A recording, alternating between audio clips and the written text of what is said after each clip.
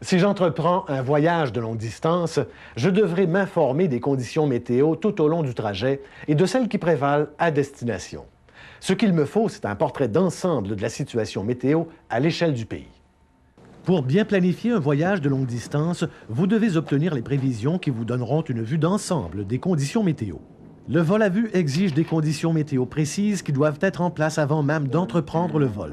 Les exigences minimales de hauteur de plafond et de visibilité sont requises avant et pendant le vol, ainsi qu'à l'arrivée. Rappelez-vous qu'il ne s'agit que de minimum et que l'on doit toujours se donner une marge de manœuvre pour plus de sécurité. Prévoyez toujours une couverture météo en route et à destination d'au moins 1 heure avant et 2 heures après votre heure d'arrivée prévue à destination. Vous aurez un peu plus de latitude pour faire face aux fluctuations du temps. En route, obtenez les mises à jour des prévisions sur la fréquence 126,7. Les SIGMET, les messages météorologiques potentiellement dangereux, sont une autre source d'informations précieuses.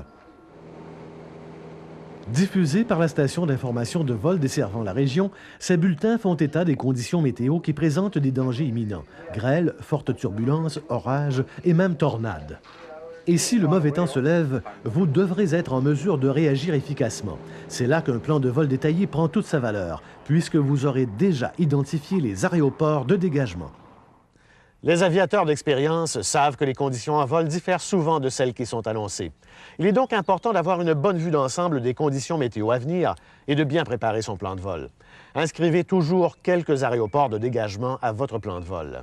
Savoir s'adapter au changement est le meilleur moyen de ne pas avoir de problème.